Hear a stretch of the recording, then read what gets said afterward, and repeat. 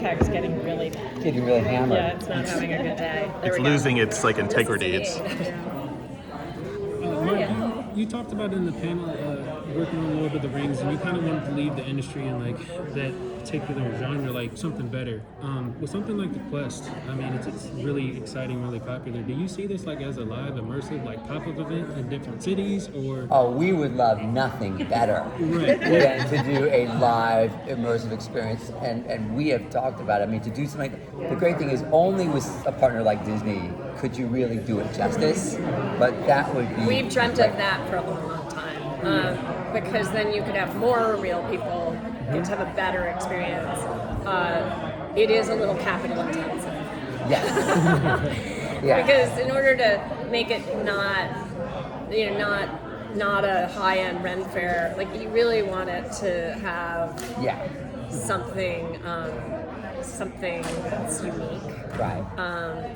But we've thought about it a lot, and if we get a next season, which hopefully go watch the show, we have an idea that we want to put into the show that would be very easily ported into something that you could travel around. It would be contained. It would almost have to be like a live theater, like like a Tony and Tina's wedding. I'm dating myself with that reference, but not at all. But I'm know there. what I'm saying? I'm there. Like, it would have to have at least an element of that as part of the immersive, because that's what the unique and distinctive element. Otherwise, it is just. By the way, we love Ren fairs. There's nothing wrong with that. But if you don't have that, then it's just we're just walking into an environment, which is cool.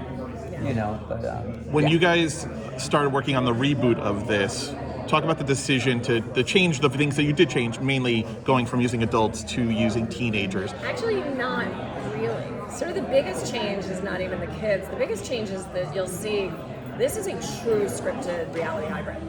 So the original was a reality show with scripted overlays. This actually has its own, a full scripted locomotive. There's a ton of content that happens without the kids present. And then you have the interaction of those same scripted characters with the kids. So there's a lot more mystery we got to dive into. There's a lot more intrigue and things that don't happen in front of the kids' eyes that is happening sort of parallel paths. And what's really fun is they end up intersecting. And as a viewer, you get that kind of wonderful dramatic irony where the audience is going to, when the kids are saying, do you think it's possible that could be, do you think, what do we know? And then the audience is going to be like, no, yes, you're totally right. Don't trust her or him or whatever. So yeah. What was the casting process like, especially for kids? Because, I mean, they can be really hit or miss to deal with, especially teenagers. Yeah. We had a great casting group that went out across the country. Yeah. The first prereq is that they love the genre. Yeah. They live Whether it's books, games, they're like DN. movies. and then once they sort of satisfied that once we met with a ton of kids, it's just the kids that had those values that we felt a One True Hero would have, or if they didn't even know it themselves, that we could see it in them. And Disney, we all sat around and tried to pick the 8 lucky teenagers, and then we had the pandemic, so we waited a year. So they came in bigger, taller. Who knew that kids grow? I don't have kids, so I said to James, what's going on? It was a lot. It was fun. Actually, we were like, oh, hi.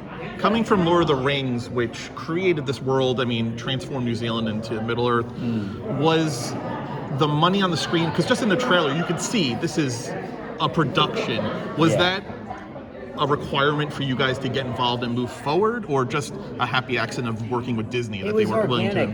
We put together a plan that we knew would enable us to make the show worth making, so that reputationally people would say oh, this was worth the effort. And that equated to a number, which then Disney approved. So it wasn't like a top-down thing, like, we'll let you do it, but here's how much you have. It was like, they said, tell us what you need to do the bold thing we're asking you. So you could get dragons instead of tennis balls, you. Yeah, no, you have to, because otherwise 2 things happens. A, we look silly. But B, the kids have nothing to push against. And then the reactions seem false. And then you're watching people pretend, and you know, they're not professional actors. We watch people pretend all the time, but they're professional. Right. So it was imperative that it feel real and that they have reactions that were grounded in something that, you know, if you have kids, that would look like what your kids would do.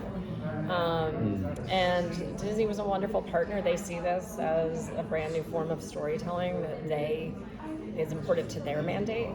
And I think you'll probably, you know, let them speak about it, but I think that there's more coming from different creative partners as well.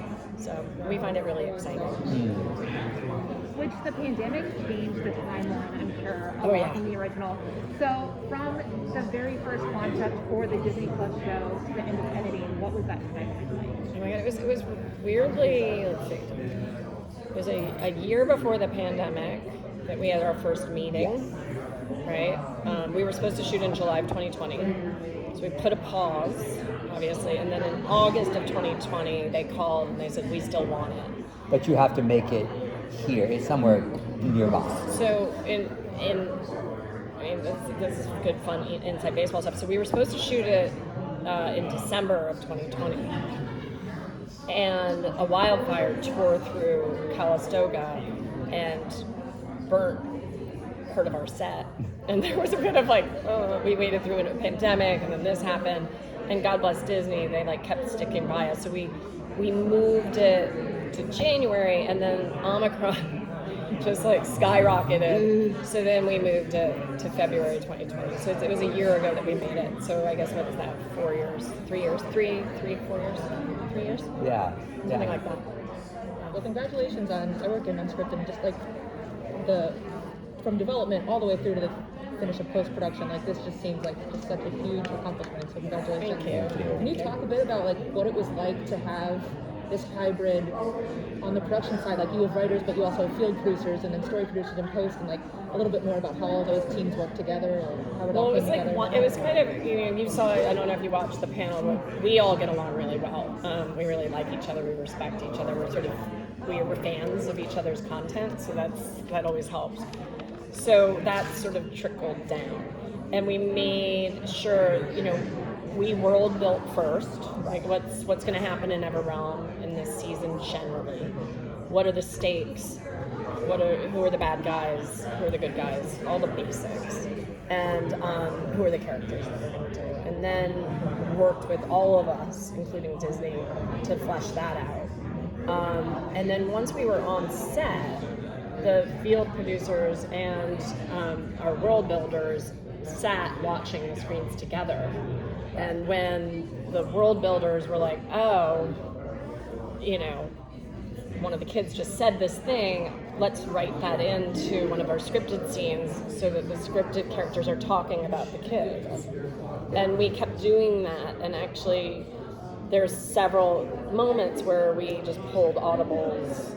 I won't ruin it, like, but when you watch the whole thing, call me and I'll tell you. But there was this one moment where we, I think I could say it, we brought our bad guy like into the kids.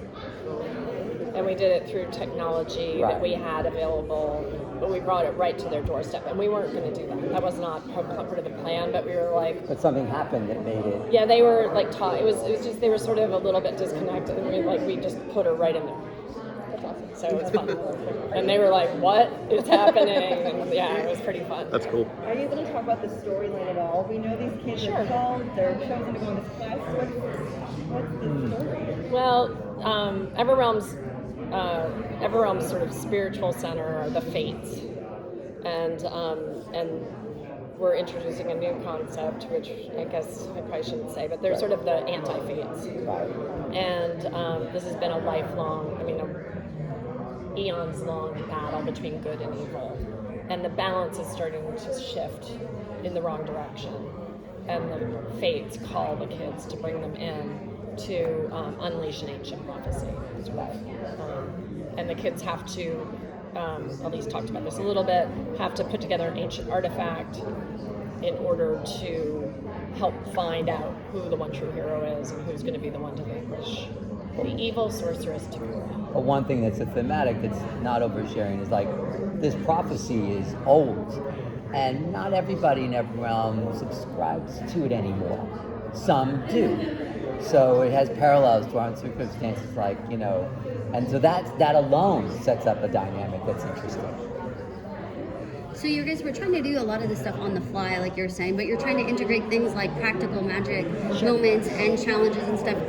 But how do you keep it, you know, on the set, you're keeping it safe and you're trying to keep it like off camera, Right. but everything's of the world. So how do you do that? How did you mix that That's together? our magic sauce. I know, right? Tell us.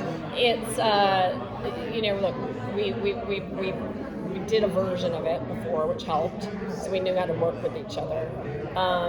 It's a bit of like monkey bars. You know, you sort of you're planning the monkey bar that you're going to, and you just hope you're not lying there with one arm waiting. There was a lot of hopscotching from a production standpoint, so that you would have your camera teams with the kids, and then they would half of them would hopscotch to the next thing that the kids would do. And we did shoot some of the scripted content separately. If it was purely scripted, if it involved no contest. And we would shoot some of the coverage of the scripted actors for the scenes they would have with the kids. Because once the kids show up, it's one take. People mess up, they mess up. If they don't, and then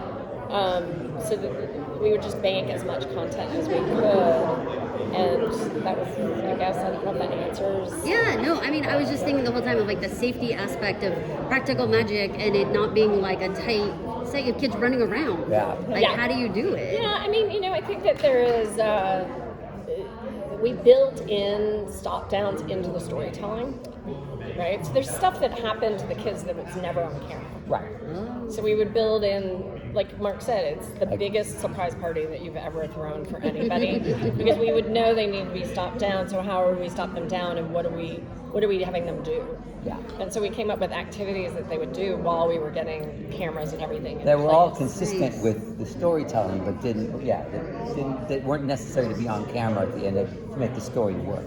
If it turned out great, we could have put it on camera. I mean, could have. And then we would build certain rules in to protect them. So there's one thing later in the season where there is actual potential danger, and we just made sure our scripted characters were like, here's what you guys are going to do to stay away from the physical. And that was always really smart. So the It's like- physical danger is sort of where you are, but not where Mark is. Yeah, Right, if right. the character say like, oh my gosh, it's so great you're here, crucial mission, you need to do X, while we're going to do Y. We're all doing it as a team, but we're splitting up. Yeah. We heard the challenges were a combination of physical and mental. Were they written for the contestants you had, or were they written and the contestants had to rise to They were the... written, and then the contestants had to rise to it. Were there any incidences where the kids were just like, no way, Some were keep your harder. dragon, no. Yeah, I mean, there was stuff which, there were some that stumped some people. Yeah. You know, but there was never one where it stumped everyone, right? So there would always be a winner, and then the winner would help their friends sort of accomplish goal. Love that. So they still had to like continue. They had to continue it. Yeah, because remember, from their perspective, they need to move to wherever they're moving to next. So it's not like some producer's going to walk on set and then like, oh, well, you people are still stuck in whatever challenge you're stuck in. So no, so it So they definitely had a little bit of that military no man left behind vibe. The kids. Was that nurtured, or did that happen organically Happened just organically. amongst It happened them? organically, and you know, this is where, you know, our partners, the Amazing Race partners, are so good, because they're like, hands off, like, we don't know, like, you guys are on your own, you know. So you had cameras on them, but nobody was helping them, so they just had to sort it out. So you'll see, you know, frustration and aggravation, and, you know, along the way of just things that some of them just couldn't get, and then they would, you know, their friends would come and say, oh, you got to do it this way, And people be like, oh. yeah. So yeah, it was. Yeah, we have ideas. We can push it even further. I love it. Sorry, that is time. Awesome. Thank you guys. Thank you guys. Congratulations.